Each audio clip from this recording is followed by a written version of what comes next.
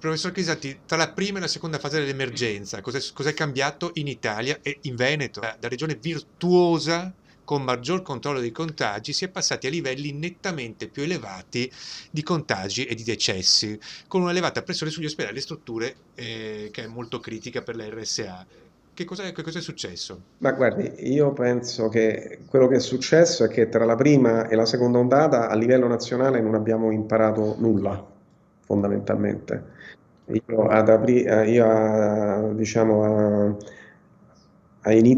fine luglio, inizio agosto, avevo proposto di dotarsi di un sistema di tracciamento e di una metodologia per interrompere le catene di trasmissione sul territorio quando c'erano ancora poche centinaia di casi in tutta Italia e sarebbe stato possibile. Non si è fatto nulla con l'illusione che la seconda ondata non sarebbe mai arrivata e purtroppo c'è da dire che molti colleghi hanno avvalorato e sostenuto questa ipotesi.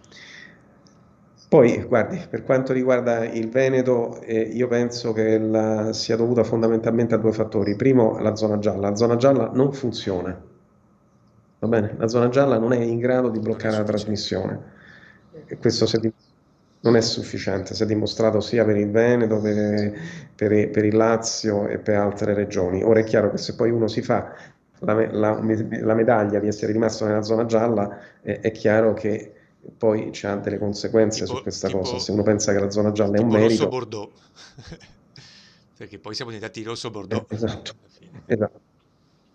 Esatto, e vabbè, e quindi chiaramente la zona gialla sicuramente ha contribuito. E poi c'è sicuramente non sono state implementate le misure giuste per proteggere le RSA, perché in Veneto nelle RSA, parliamoci chiaro, c'è stata una strage, eh. Guardi, credo che sia praticamente il 70-75% dei morti sono nelle RSA. Cioè, il Veneto in questa seconda ondata ha fatto quasi più di 5.000 morti, Sì, sì, no. quasi tre volte quello che aveva fatto nella prima ondata, quindi insomma è stata una caporetto, vogliamo, ecco, proprio che stiamo qui in Veneto. Sì, sì, ingestibile.